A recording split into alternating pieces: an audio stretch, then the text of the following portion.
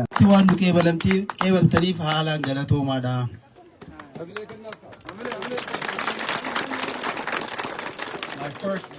My first time to Ethiopia. However, I feel your warmth so much. Yeroo duraatiif Itoophiyaa dhufee haalaan natti tolee jira. And please let me extend back the warmth from Project Cure and from my fellow people in the United States to your community. Me baga gammachuu xiyyaaf waan dhagame kana galatoomaa xiyya kana bakka akka Project Cure'ttis dhaabbata ergee fi bakka ummata Ameerikaa bakka bu'ee narraa qeebalaa jira galatoomaa.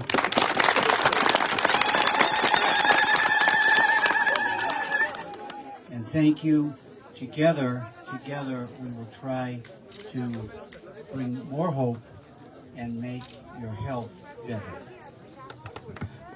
Wajjitaanee abdii guddaa karaa keessan fiduuf fayyaa gaarii akka ta'u ni hojjenna wal gargaarree alkool qabannee tana godhuu dandeenya jira. Thank you, Galatoma. Thank you so much. Please. The rest of the is behind me. Assalamu alaikum.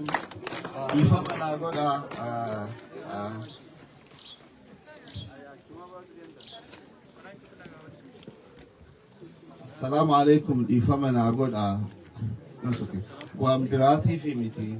Rabbi subhanahu wa ta'ala isafi sujuda guda. Ifamana agoda.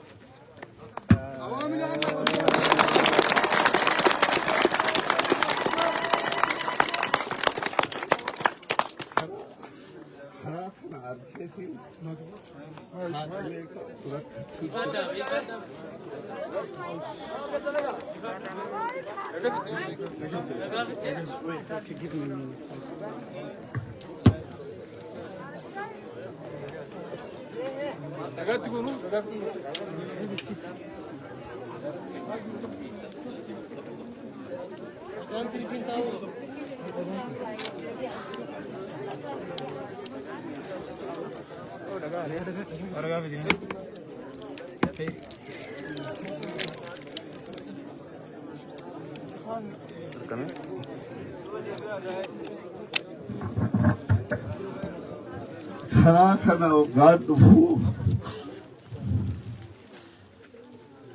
beekani dhaloota cirooti ummanti ya hospitaala keessa duuti ciroo keessa bakka finfinnee osoo hin deemin amata meeqa duraan ijoollee karaa kana hoggaa arkuu haadha meeqaatu kagaraa qabdu asii magaalaa Hararii deema jettee kan dubtuu meeqaatu jira ijoollee teenya ka biyya alaa jiran rakkina kana arkuu dhabuu isaanii nagaddisiisa dhugu.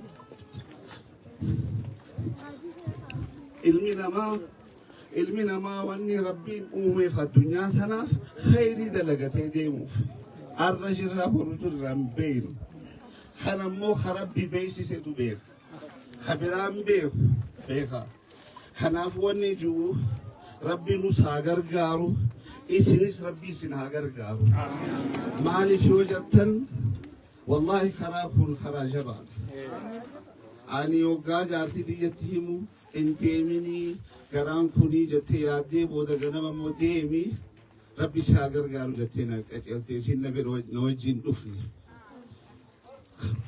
so beekaa obboleeyyan kiyya wanni isinitti himu yoo jiraate wal jala deemaa wal jaaladhaa والقبا كفا خيسن والخاصة مراتا نس خيسن واللالا نس خيسن ولتكفو والانتهينا خاركتي كمدا خدبي في مو يا ربي خنفجا مالف ربين كأسلالا ربي ونلالو أسوان أنيتي نياتي لالا نياتي ربي هاتولتو نياتي ربي هاتولتو الدنيا بيرو تتدينو جاتين تي يوغاك أراك أبو تربانين دكتور إلى منادو فاوغا فيتي مواتشد ايتي تجاجل أجايبات تتستيسني ماليا تجاجلا Maalayyaa amma manni kun mana fakkaata malee keessi isaa duwwaadha.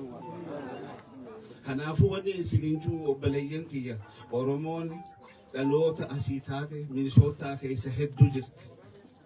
Bakka hunda jiran dhaamsa keessan dabarsa. Ilmi namaa yaadaan wal dhabu waan jiru ani obboleessa kiyya haadhaa fi abbaa tokko yaadaan wal dhabna. Garuu waan hospitaala jaarutti waan madrasaa jaarutti wanni wal dhabnuuf hin jiru. Hawaasummaa fi siyaasaa adda baasa. Gorsa ani isiniin jiru hawaasummaa fi siyaasaa adda baasa. Siyaasaadhaan yoo wal dhabne is okay humaa miti. Garuu hospitaala jaarutti gufuun ta'in inni awwaabalu deeggara jettanii gufuun ta'ina. Kanaafuu hospitaala madrasaa irratti tokko ta'a. Yoo san taatan ijoolleen asit dhalatti abbootiidhaan osoo hin baratin asumatti hafanii bara. Kanaafuu jabaadha. Rabbiin nu kaase nuti kaanee jirra isinis kaa wal qabadha du'aayii godha. Ijarraa naan bisaa yoo daangaa dabres dhiifama naa godha.